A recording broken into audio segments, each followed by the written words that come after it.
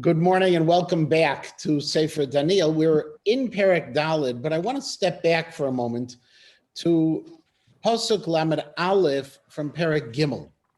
If you remember, from Lamed Aleph to Lamed Gimel, the last three psukim within Perek Gimel were a very strange three psukim, because what happened there is all of a sudden Nebuchadnezzar stepped away from the story that was taking place of Hananiah, Mishael, and Azariah, the Kivshana Esh, in the fiery furnace.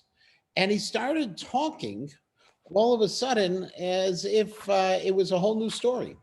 And he said, in that parak, in the end of those psukim, what Nebuchadnezzar did, Nebuchadnezzar Malka L'kol Amamaya Umaya V'Lishanaya, the Darin B'chol Ara Shlamchan Yiskei. He sent a letter, a proclamation, to all of the umot, the nations, the languages, the people of foreign languages, and also all of the communities that live in all of his lands. And he said, you should have much peace, great peace.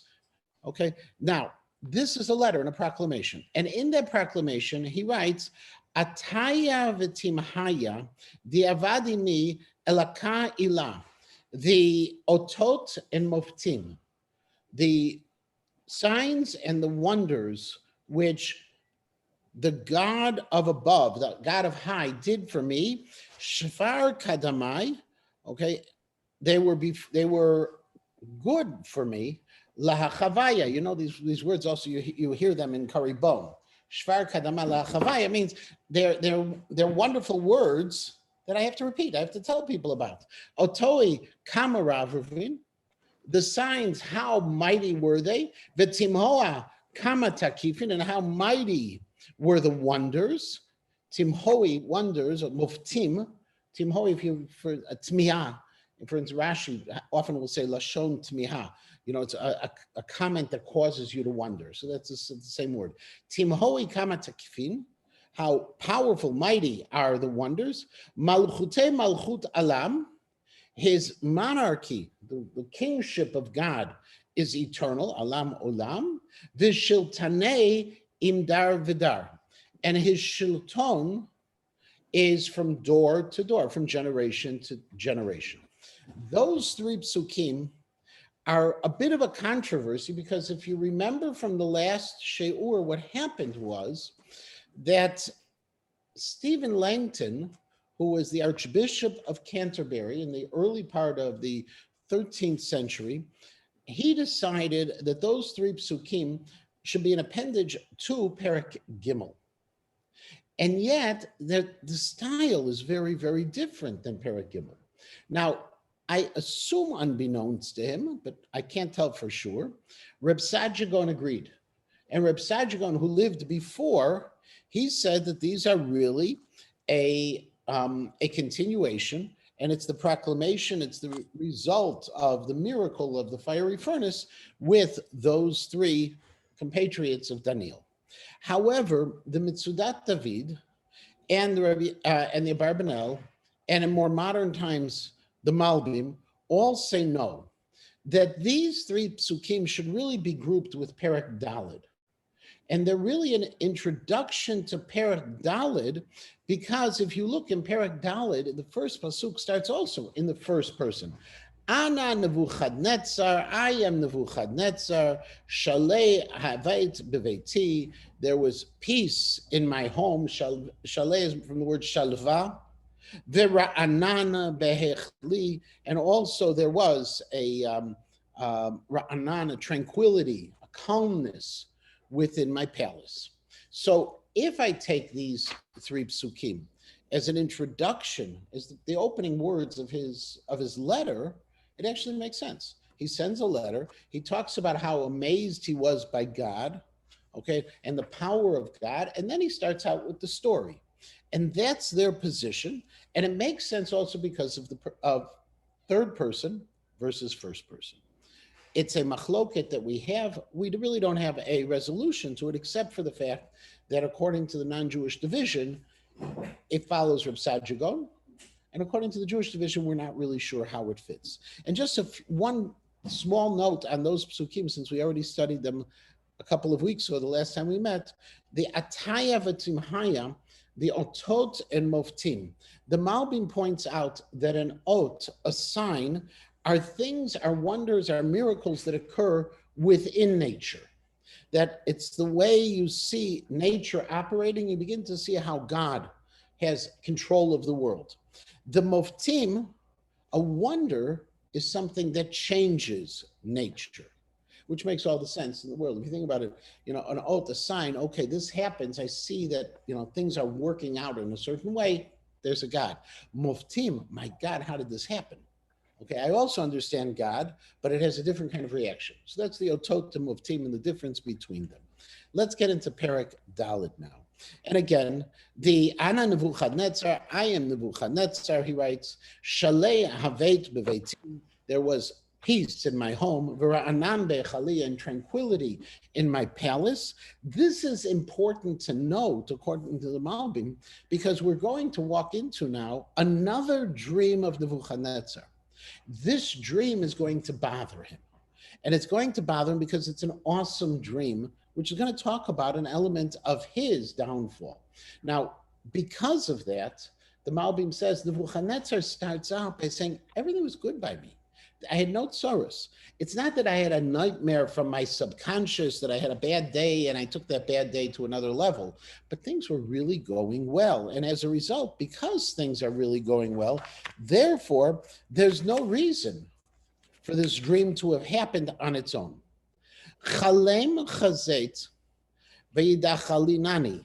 I saw a dream and it frightened me. V'harhorin al mishkavi. And not only did it frighten me, but it caused me to continue to think about it on my bed. Okay, everyone has had that experience. You have some kind, you're thinking of something, you can't get it out of your head, and that keeps on going. V'chezvei reishi yevahaluni. And what I saw terrorized me or took away my breath. Umini sim ta'em. And as a result, says Nebuchadnezzar, this unexpected dream that I can't get out of my head, as a result, sim ta'em, I put forth a command. Lahan Allah kadamai l'chol chakimei Bavel, that I want to bring up to me all of the wise men of Bavel. Now, there's a question, why does he have to have this command to bring them all up? Aren't they there already? Wasn't it just, Dan was the best one? Oh, so we'll get to that question. That's a perfect question. He wants to bring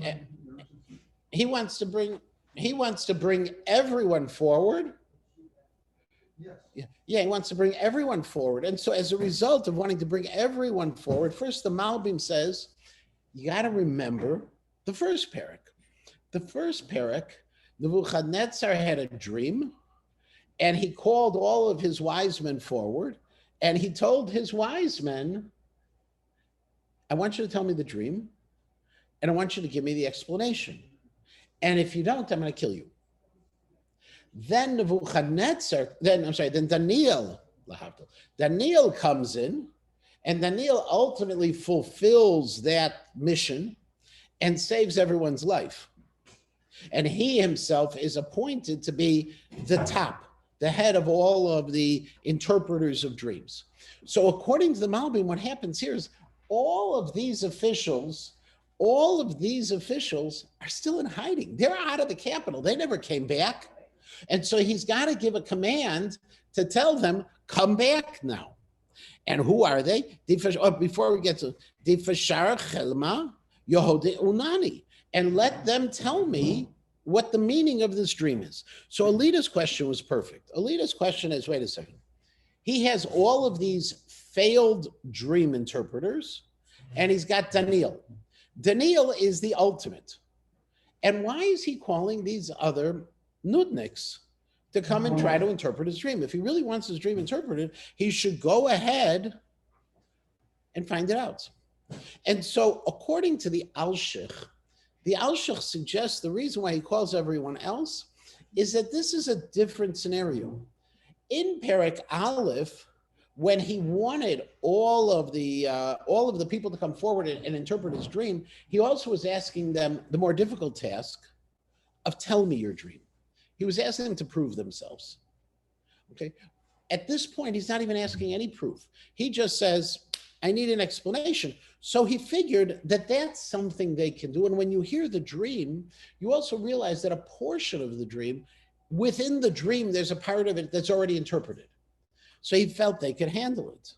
But the question is, why didn't he actually, if he's asking him to come back again, why didn't he put him through the same test? One is he already tested him. And number two is, remember, he's frightened from this dream. The first dream that he had, the second andarta that he had built totally of gold, which Hananiah, Mishael, and Azariah ended up not bowing down to, all of those issues were nothing to do with his fright. Well, when he's so frightened, he goes ahead and he's taking the easy route and bringing the people who he feels can do it. He brings them, but be'edayin Alin, Chartumaya, Ashfaya, Kasdaye, Begazaraya, all of his various, officials, they all show up. Vechelma, Amar Ana Kadamoy Mehon, and Nebuchadnezzar says, I told them all of my dreams, I told the dreams to them, Ufishra lo mahodin li, but they didn't tell me what the meaning of the dream was. So Nebuchadnezzar is retelling the story, and he says, hey, I called them. They didn't do it. Va'ad echoren al kadamai Daniel. At that point, when they weren't able to do it, finally, I call before me Daniel. Dishmei Belshazzar, his name was Belshazzar. Remember, he gave him the name. Kishum Elahi, named like my God. Now, first of all, we knew that, that Daniel had been renamed. It's not an uncommon thing. We saw it already with Yosef. Remember, Yosef's name was Tzafnat Paneach. Esther, okay, may likely, her name we know was originally Hadassah, right? So we see royal and official names that come up throughout. But what's interesting here is Belshazzar, his name, says Nebuchadnezzar has the name of his God in it. What is it? Where's the name of God there? Well, Rashi explains that Baal, Bet Lamed, or Bel, okay, was the name of their Avodah Zarah. And he had given him that name within it, but V'diruach al Elakin Kadishin Be, but he had the spirit of the holy God. The holy God is the way Nebuchadnezzar refers to HaKadosh Baruch Hu. So even though we see now right now that Nebuchadnezzar gives credit to his pagan god and to HaKadosh Baruch Hu, which is not unusual for a pagan to do, because pagans believe there are multiple gods. So a pagan can get their head wrapped around the fact that there is someone named Yud-Kei Vav-Kei, okay? But at the same time, or some god named Yud-Kei Vav-Kei, but at the very same time, they also believe that there is a god, Bel, who's on their side. And they can have multiple gods. What he does know, based on the previous parak, is that the Yud-Kei Vav-Kei is a very powerful God. He talked about the fact, those last words, his malchut is leolam, okay, and his shilton is ledor vador. Okay, that he knows, and it's legit to have both, and he knows that Daniel's power is coming from HaKadosh Baruch Hu. Yeah. Is it possible that he was, the reason he called his interpreters to give them a chance to raise their level? It could be. It could also be the way you honor people is with with names, right? We honor people with names. He called them in the first place instead of going directly. Called his people. I mean, yeah. Maybe give them a chance. It could be. His people will get the credit. That could be. It could be. This is the normal procedures. He didn't want to do the extraordinary. It's 100% all possible. Belshazzar, I'm sorry. V'diruach elakin kadishin bei v'chelma kadamoyam. Right. And so Nebuchadnezzar says, now I told him the dream. Belshazzar, Rav Chartumaya. Now Belshazzar was the boss of all the Chartumim. Now we know that happened at the end of Perek Aleph. He elevated Daniel to the role of being over all of them. Nebuchadnezzar says, Daniel, I know you have the spirit of God. V'chol raz, and any secret, lo anes lach, is not hidden from you. Now, anes is an interesting word. Anes comes from the same word as in Hebrew, anus. Okay, if you remember, anus is where a good English word is where it's not accident. Anus is like I'm forced into something. Okay, um, for instance, the Moranos are referred to as anusim, the appropriate term. Morano is a pejorative. We refer to them halachically as anusim, the people who were forced into conversion. They had no choice but to do such things. So the question is how this word really fits in the context that all secrets lo anes lach writes the Medrash Daniel that actually it's very similar. We have another source for this in Megillat Esther, ein ones. Ein ones basically means that you can do something without having to be in that critical position of force. But ein ones means it comes simply. And so the Medrash Daniel says, what it means is, v'chol raz lo anes lach, to uncover a secret is something simple for you. Lo anes lach. Okay, the Reb Saadia says any secret is not mitza'er otcha. Okay, it doesn't cause you any kind of trouble or burden or worry.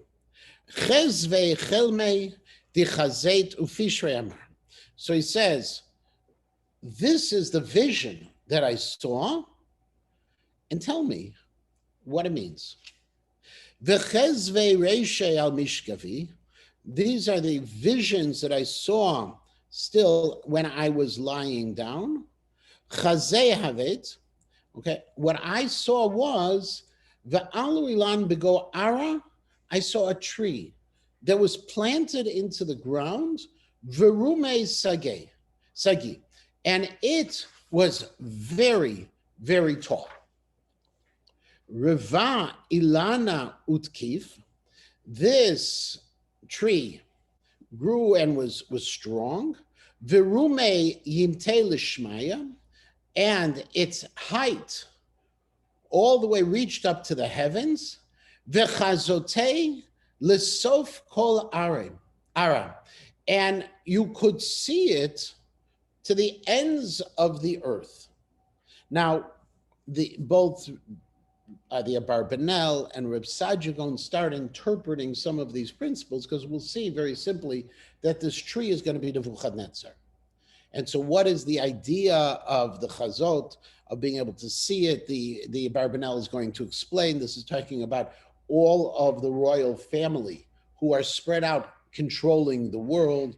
The Reb Saadia says these are his officers, his military that's all over the world.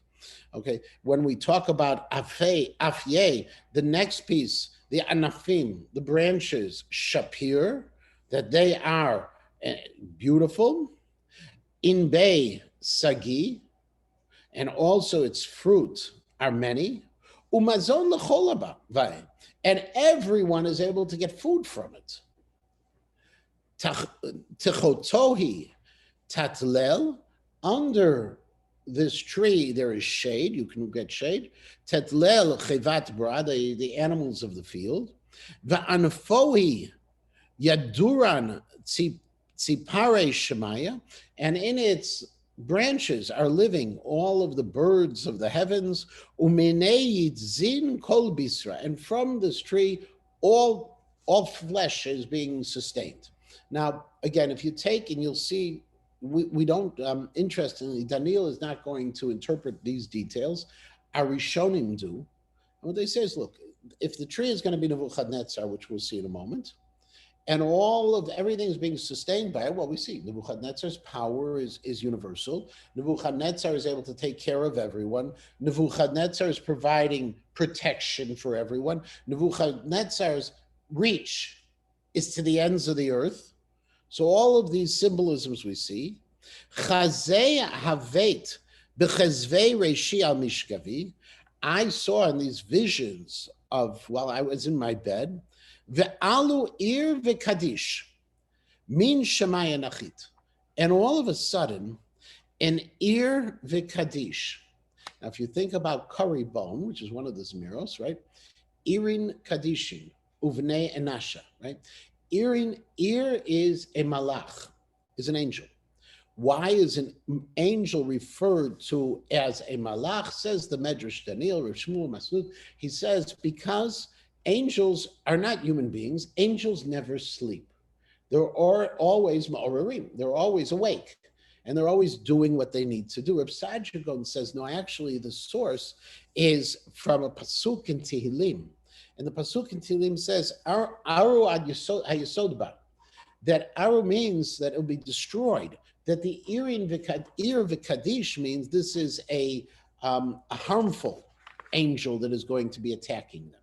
But he sees this angel. The angel is a sacred angel. Min Shemayim Achit, it comes down from the heavens. Kirei b'chayil, and it calls out with a strong, voice, a strong sound. V'chein amar. And this is what the angel said. Godu ilana v'kitzitzu anfoi. Cut down the tree, cut its branches, ataru afe, defoliate its branches, uvadru in bay, and scatter the fruit. Tanud chivta min tachtoi, move, navnad, to move away the animals that are enjoying it, that were enjoying its shade underneath it, v'tzipraya mi anfoi, and the birds which were in its branches. So cut down this tree. Now, we get it. We know if the tree again is Nebuchadnezzar, and we'll see that the explanation once again, that means somehow cut down Nebuchadnezzar. Baram, ikar sharshohi ba'ara shvuku. However, Baram is a word in Ivrit. It's a literary word instead of the word aval. If you ever learn Mishnayot Kahati, Pinchas Kahati Zal, always use the word Baram. Okay, very literary. He says Baram, but ikar sharshoi ba'ara shvuku. Leave the stump, leave the roots in the ground. Uve'esur di parzel unachash, and with a chain or a fetter is the word in English, of iron and copper, or iron and bronze, you tie it up, b'didata divra, with the grass of the field, uvetal shamaya yitztaba, and with the dew of the heavens it will be bathed, ve'im chevta chalakei ba'asav ara, and its portion will be with the animals in the field. Now, there is a machloket on this pasuk. The machloket begins on what exactly is happening here. The pshat, according to the Medrash Shmuel, is very simple.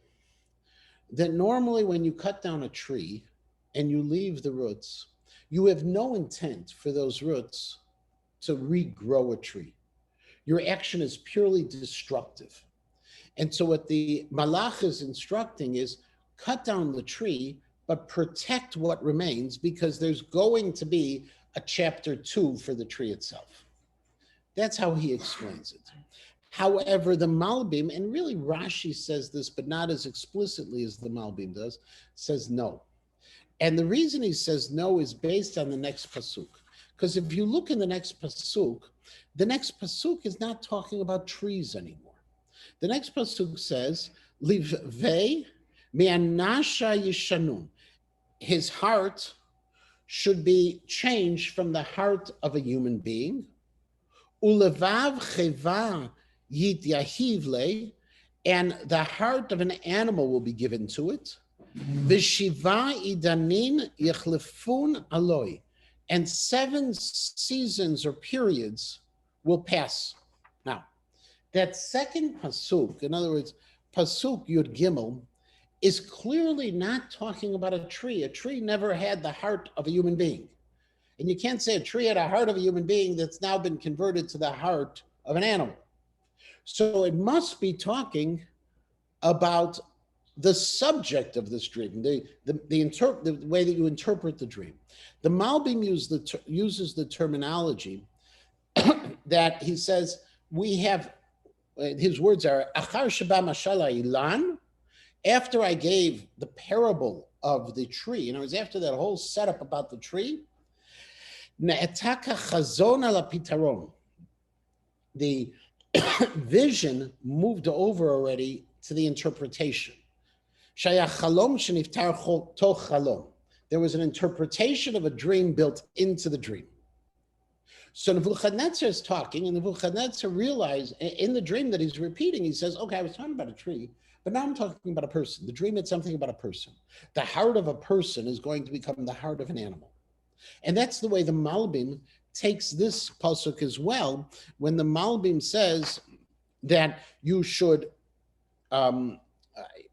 chain the tree with bronze and with steel. He's saying it's not a tree anymore. He says when it says Baram ikar sharshori ba'ara shvuku v'asurdi parzel u'nachash b'didatah divra, he says that's talking about the person. Chain the person that it is about. Now, why are you chaining the person? Because the person is becoming a wild animal. And so like you would chain a wild animal, you're chaining the person. Okay? So it starts out with a dream about a tree, and then it moves from the dream to a tree about a person somewhere. Is there a significance of him being a tree? Huh? No, in other words, the tree is a metaphor for his power and how you can see him and how he envelops the whole world. It's this massive tree. But built into it, and it's unusual how it's built into that, you have that other piece. And it creates some real challenges when you try to understand it. Now, if you remember, after we talk clearly that this is his heart is going to convert to the heart of an animal, and Nebuchadnezzar has no idea whatsoever that it's talking about him.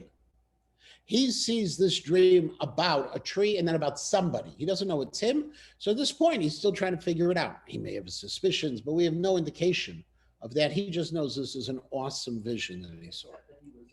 He was afraid. The vision was so awesome. This was a nightmare that had no basis in anything before, which was the beginning of the parak.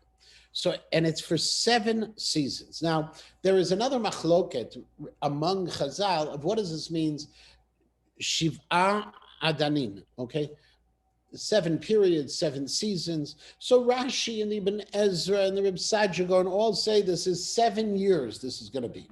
That this dream about this person who's going to be chained and living in the field like an animal is a 7-year dream. And in fact, it picks up on later in the parak when we talk about the fact that Nebuchadnezzar, who's going to be the subject he doesn't know yet, he began to live like a wild animal. He was living off eating the grass of the field, and his nails got long and his hair went long. He was a wild man. And 7 years would seem to be able to convert him in that fashion. However, the Abarbanel says that's not the case. The Abarbanel says it's 7 seasons, which would be about 1 year and 3 quarters, right? 4 seasons in a year, 7 seasons, so 1 year and 3 quarters. And the Malbim says it's not even a time period. It's talking about 7 stages to this madness, which is going to overtake him. Okay, there's 7 stages. Now, the Malbim and the Abarbanel have a big advantage. Because if you remember, we know a lot about Nebuchadnezzar. We know from the Babylonian documents, we know a lot about Nebuchadnezzar. Nowhere in the annals of Babylon do we find anything about Nebuchadnezzar having a nervous breakdown, becoming a madman for a period of time. There's nothing there. Now, when we look at the scholars, the non-Jewish scholars, or even some of the Jewish Bible scholars who don't accept the authority of the Tanakh the way we do, okay, they say, well, the reason you don't find it is this was a legend. It was a popular legend. It's not really based in fact. It's just a legend, and it's one of the many legends, and it may have been a legend about a different king that was adopted here and interpreted here. Whatever it is, that's always an easy answer to this kind of stuff. Whenever there's a challenge with our Tanakh, the easy answer to say, the Tanakh's wrong. Okay, we who are unwilling to ever say that because we believe in the Tanakh, we believe in the sanctity of the Tanakh, we try to figure out what are possible solutions to it. And over again, we find that either those solutions are real, or we find other solutions, or we just find that they don't know for sure. Historians don't have perfect annals. They don't know for sure. But using the Malbim, who says it's 7 stages of his madness, and using the Abarbanel, who says a year and 3/4, it's entirely possible that it could fit within their history.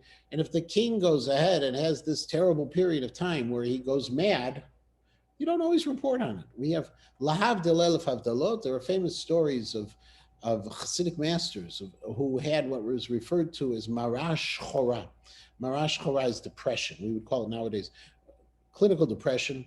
And they closed themselves off from the world.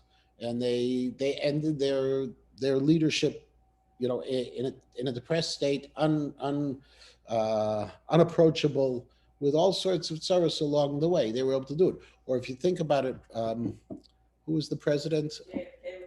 Well, that was easy. But there was it Harrison, who was confined to his bed? He had gotten sick, and his wife ran the government. Wilson, who did so. And there were times where you could hide it. And so it could be based on those that, hey, the annals of the Babylonians don't mention it because you don't mention all the bad stuff. The only place that mentions all the bad stuff is Tanakh, which is one of the ways we know that there's authenticity to it. Our leaders are imperfect. Okay, we celebrate them, but we also recognize their imperfections, which is not what normally would take place in tribute literature. So all of a sudden we have Bigizerat Irin Pitgama. And so this angel comes and he says, this is what is going to happen. And he says, okay, this is the decree. Ume Amar Kadishin She'elta. And this is the word of the sacred ones regarding this. She'elta is also a decree, but the reason why it uses the word she'elah, Rashi points out, because angels don't make their own decrees. There is this ke'ilu conversation with God. They ask God what to do. And so God makes the decree. And all of this is still the pitaron betoch chalom, according to the Malbim. Al divrat di indeun chaye di shalit ilah b'malchut anasha. Until, regarding the issue, why is this coming about? Because the human beings need to understand that God rules over mankind. Umleman di yitzbei yit nina, and whoever God wants, he will give. Ushafal anashim yakim alei. And even the lowest of people, God can raise up. So we see that the purpose of this person, who was originally symbolized by a tree, having this horrific malady afflict him for this 7 adinin, so he's going to recognize God. Dina chelma chazet, says Nebuchadnezzar, that's the dream that I saw. Ana malka Nebuchadnezzar, I am the king Nebuchadnezzar. Ve'ant Belshazzar, and you Belshazzar, emar kol keval di kol chakimei malchuti lo yachlim. Bishra lahodei tani. I want you to tell me everything that my advisors weren't able to do. I want you to tell me the meaning of this. Ve'ant kahel, and you can. Kahel is yachol. Diruach elayin kadishin bach. Because you have the Spirit of God. In other words, Nebuchadnezzar says, here's the dream, explain it. They couldn't, you got God. Adain, Daniel, Dishmei Belshazzar, Eshtomam Kisha'achad. But then what happens? Daniel knows what's going on in this dream. This is not what you want to tell the king. You don't want to tell the king, oh king, your monarchy is going to be cut. You don't want to tell the king you're going to go crazy. You don't want to tell the king you're going to live in the field until you give in to the real God. Daniel, as a result, Eshtomem, he's quiet. Shatak, says Rashi. He was silenced for a period of time. Vera yon he yivahalune, and also at the very same time, his thoughts were frightening him. Ane malka ve'amar, and so Nebuchadnezzar sees that Daniel's not saying anything. Belshazzar, he says, Belshazzar, Chelma ufishrei al vahalach. Don't be so worried about this dream and its interpretation. Ane Belshazzar, ve'amar, and so Belshazzar answers and he says, Mari, my master. The Gemara in Shavuot and Daf Lamed Hey Amud Bet says this is the one case in Sefer Daniel with the word Mari is referring to HaKadosh Baruch Hu.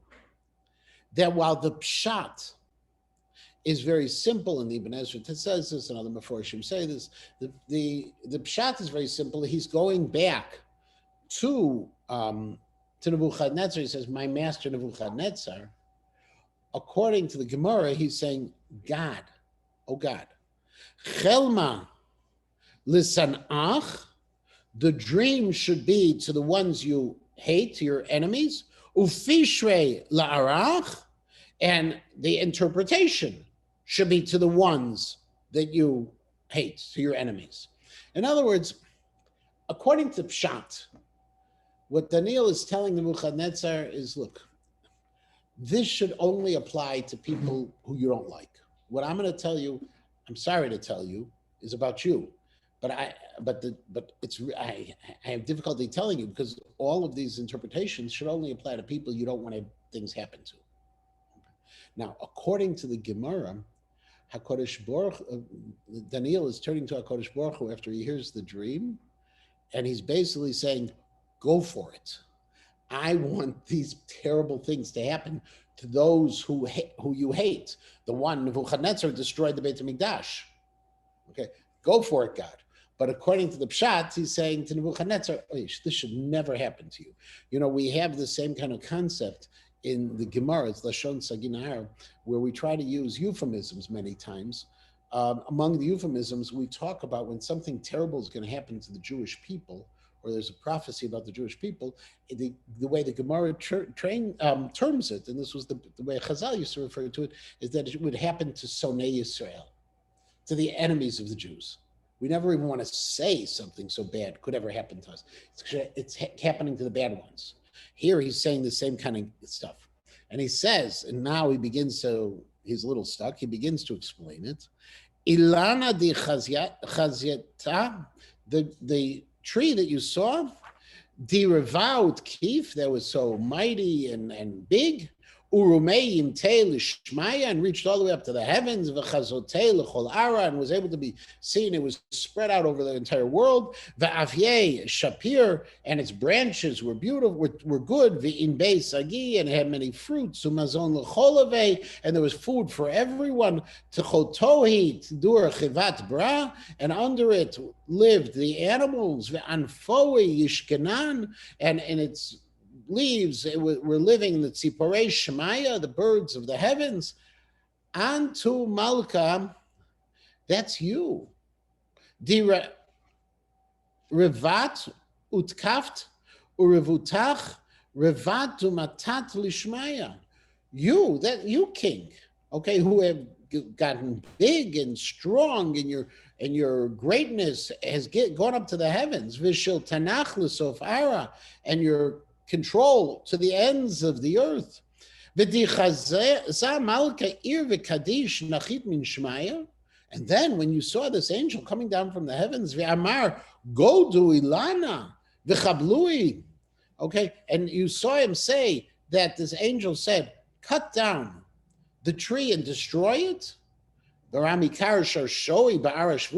leave the roots within the land, and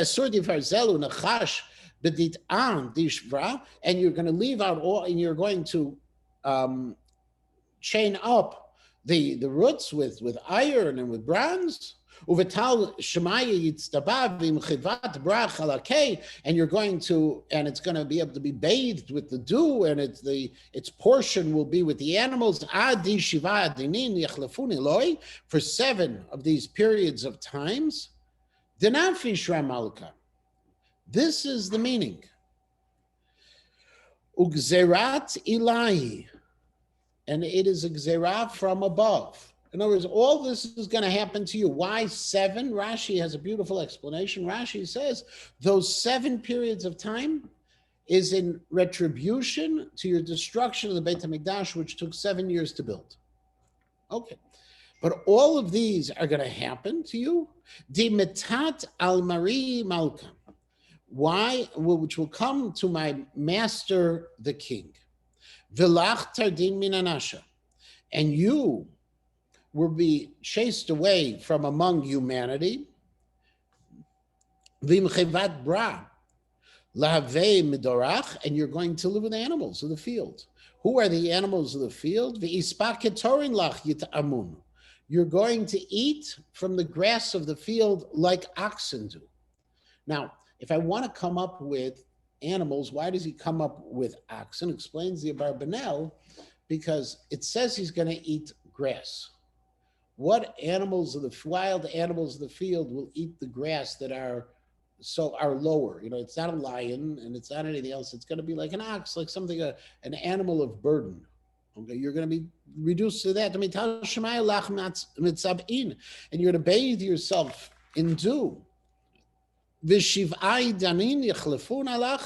you're going to have 7 of these seasons or years until you know that God rules over human monarchies. And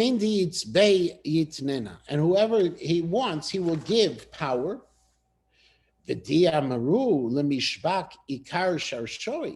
But, says Daniel, the reason why it says that we should leave for you the roots, the ilana of the tree, malchutach lach kayama, because your monarchy will remain. Min ditinda di shalitin shmaya. As soon as you know that God rules over all. Lahain malka. And therefore, milki yishpar alach. He says, therefore, king, listen, my suggestion to you, v'chatayach b'tzedakah pruk, your sins will be able to be redeemed through tzedakah, v'aviatach, and your iniquities, b'michan anayin, will be able to be taken care of by your showing mercy, by chanun, to poor people. And that's the way that your sense of tranquility will continue. Now, there is a very famous piece in the Gemara in Bava Batra and Daf Daled and Aleph. And this goes back, by the way, if you remember, if you think just of the dreams of Yosef. Yosef was asked to interpret Paro's dreams, and then Yosef goes a step further and he gives him a recommendation. There's a whole question why he gave him a recommendation. Daniel is asked to interpret the dream of Nebuchadnezzar. The dream of Nebuchadnezzar is, you're the tree, you're going to be cut down, you're going to act like a wild animal for 7 periods of time, whether it's years or seasons or phases of madness, and then your monarchy will return to you. That's why we're protecting still the shorashim, the roots. But Daniel goes a step further. He says, if you want to forestall this, give tzedakah and do gemilas chesed. So the question is, why is he saying that? So the Gemara in Bava Batra says he overstepped his bounds. And he overstepped his bounds, and because he overstepped his bounds, Daniel is going to be punished. And there are 2 possible punishments that Daniel will get. We don't know which one it was. One is, again, based on other medrash. If you remember Megillat Esther, remember, is for a little later of a period. Megillat Esther says one of the advisors of Achashverosh, Perek Dal, was this person named Hatach. And the medrash says Hatach is Daniel. Why is he called Hatach? Says the medrash because his glory was nechtach, was cut. In other words, he was demoted. And says the Medrash, because he offered this opportunity for Nebuchadnezzar, for the evil Nebuchadnezzar to forestall a punishment, where he wouldn't have to admit to God's control of the world, he's punished. Chatach. The other possibility that's offered is that's why he was thrown into the lion's den, which we'll get to soon. The Medrash Daniel, however, based on a Tanchuma, the Tanchuma and Mishpatim, it's also brought in Rashi here, says, why was Daniel thinking this? Why did he offer it? Because Daniel looked out and saw that the state of the Jewish people was so low and the Jews were so poor and despondent and they had nothing. Daniel figured to himself, you know what? I can help my people. If I convince Nebuchadnezzar to open up the treasuries and help the Jewish people, okay, his punishment will be forestalled, but my people will be taken care of. And that, says the Medrash Daniel, is that even though his intent was good, nevertheless, he was punished. Because you can have all the great intents, but HaKadosh Baruch Hu wants something to happen. It was clear from the dream. And so don't try to go that next step. And that next step will forestall for a period of time this punishment. Lahain Malka, and that is, did I do this post already? Yeah, I already did that. Kola Mita, okay, Al Nebuchadnezzar Malka. All of this happened to Nebuchadnezzar. Now, until now, we've been in first person. Nebuchadnezzar is retelling this story. And then we say all of this happened about Nebuchadnezzar. We switch to third person. And in fact, the next few psukim until Pasuk Lamed Aleph is all in third person. And the question is, why is it in third person? So the Malbim says that what happens now, until now we've been telling the story Nebuchadnezzar told. Nebuchadnezzar sent out this letter, told everybody, he bragged about this, because he also was going to brag about the solution at the end. But Nebuchadnezzar then, it happens to him. The Anshe Knesset HaGdolah were given credit for writing the Sefer Daniel or compiling the Sefer Daniel. They inserted these pieces. And so they're writing in the third person. The Anshe Knesset HaGdolah, the men of the Great Assembly, were also the ones who canonized the Tanakh. There's nothing wrong about it. That they did. We know, in fact, the Megillat Esther, the Anshe Knesset HaGdolah also had portions of Megillat Esther that they were responsible. Mordechai and Esther wrote the basic text, but the Anshe Knesset HaGdolah added to it and edited it. And so then we see Liktzat Yarchin, Pasuk Chavav, Treyasar, after 12 months, Al Hechal Malchuta di Bavel Mahalechav. So Nebuchadnezzar takes a shpatzir on the top of his palace. Yeah, ma'am. We say Kippur Teshuvah. Ma'avirin it raw zero, right? So why is it wrong? Oh, it's not wrong for us, but it's wrong for Daniel to give the advice to an evil king who destroyed the Beit HaMikdash, who God wants to do something to so that he'll accept that God is God. You're forestalling, it's true you're forestalling his punishment for the benefit of the Jews, but you're also forestalling his recognition of God. So after a period of time, 12 months, a year, Nebuchadnezzar takes a shpatzir. He walks on the rooftop of his palace. Anei Malka v'amar, and he says, Halad hi Bavel, Rabta. This is the great Bavel, the Ana Naita Levet Malchu, that I have built to be the royal capital. Bitkaf Chisni Uliyakar Hadri. I did this with the great amount, with power and with great honor for my glory. In other words, he gets up on the rooftop, and instead of being the person who's about tzedakah and who is giving chesed and the gomel chesed, he's the Baal Gaiva. He's now the braggart. In other words, he's saying, it's me. Remember, God's whole purpose was to say, it's God. He's now saying, it's me. It's like, and that, at that moment, od milta befu malka, the words are still in his mouth. Kal min shamaya nefal, and a voice comes down from the heavens. Lach amurin Nebuchadnezzar malka, you Nebuchadnezzar, who said malchuta adat minach, your monarchy is taken from you. Umin anasha, And from humanity, lach tardin, you're going to be exiled. Vem chevat bra medorach, and you're going to live with the animals. Medorach from the word ladur, to lagur, ladur, dira, all those words. Ispak chitorin lach yit amun, you're going to be eating from the grass of the field. Veshiva dinin yachlefun alach, and 7 of these periods will pass over you. Adi tinda, until you know. Teda. Remember, the nun here is the original form. We have the word yada, okay, without, that's why also there's a dagesh there, but we have the word yada, tinda, di shalit ila b'malchut anasha, that God, the high one, rules over the monarchies of humanity, yitnina, and whoever God wants to, he's going to give. In other words, you, Nebuchadnezzar, are in power because of God. I'm going to take away the power from you. Ba'asharta, at that moment, Milta Safat al Nebuchadnezzar, the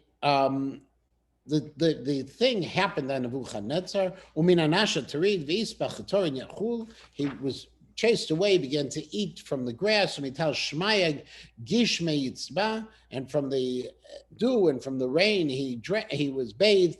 Adi Sarei Kinishrin, until his hair was so long, like a nesher, which is actually a vulture. We've talked about this before. A nesher is not an eagle, but it was long hair, like it covered his body. Revav tiporoi kitzifrin. And his nails became like talons.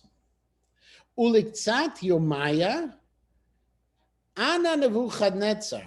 Now we come back to Nebuchadnezzar's story. Nebuchadnezzar doesn't describe how bad it was for him. Nebuchadnezzar says, it's like he deletes over the bad part, and now he comes back to him talking. Uliktzat yomaya ana Nebuchadnezzar aine lishmaya nitleit umindei alai yatuv. I looked up to the heavens, and my abilities, my cognitive abilities returned. Uleila barchet, and I blessed the High One. Ulachai alma shabchet, and to the Eternal One I praised.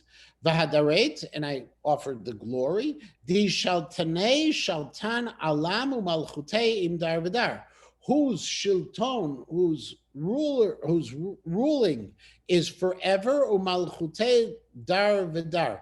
Interestingly, when we started way back in Perek Gimel, Pasuk Lamed Gimel, it was flipped.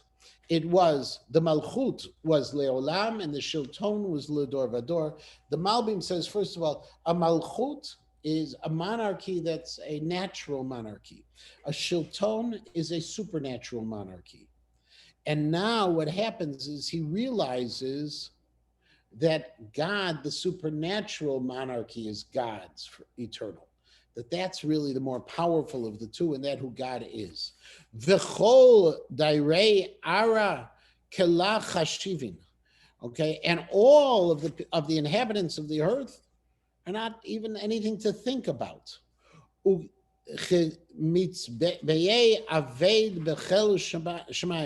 he can do, and God can do whatever he wants in the tzvah shamayim, with the hosts of the heavens, the dairei ara, and with the people who live on the earth. Below itai di machevi day. Okay, there's no one who can stop him. To say, what are you doing, God? No one can do this. Bezimna, at that moment, mindai yatuv alai, my intellect returned. Uliyakar malchute hadri, and the glory of my monarchy returned. V'zivi yatuv alai hadri, v'zivi yatuv alai. Both they all the glory and the ziv, the shine, all returned to me. And to me, all of a sudden, all of the important people began, all of the advisors and all of the sarim looked towards me. And my monarchy was reestablished. And also my greatness, my gdula was added on. In other words, I became even greater. Ka'an ana Nebuchadnezzar mishapach u'meromei u'mahadar lamelech Shemaya.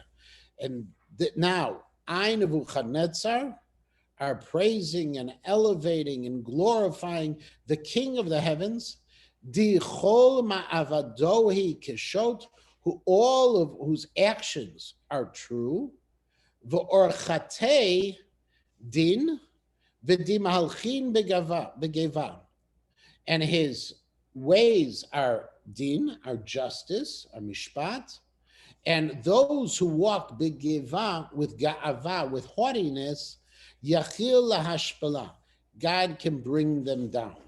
Now, interestingly, on this pasuk, if you look every other time when Nebuchadnezzar is really talking, okay, and he's talking when he is powerful, he refers to himself as a melech, he refers to himself as a moshel, he gives himself a title.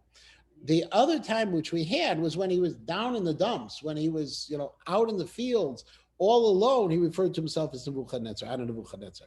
Now, says the Alshich, he still refers to himself just as Nebuchadnezzar because he's talking about him in reference to God. In reference to God, he is not a king. In reference to others, he might be. And so this is the moment where he accepts HaKadosh Baruch Hu, and HaKadosh Baruch Hu's purpose behind all of this was fulfilled, and therefore he is returned to his position itself. And that's the end of the parak. We're going to pick up next week again. We will have the next parak. And what we're going to be doing, remember, the first 7 parakim of this sefer have these collection of dreams. They're all basically short stories in and of themselves.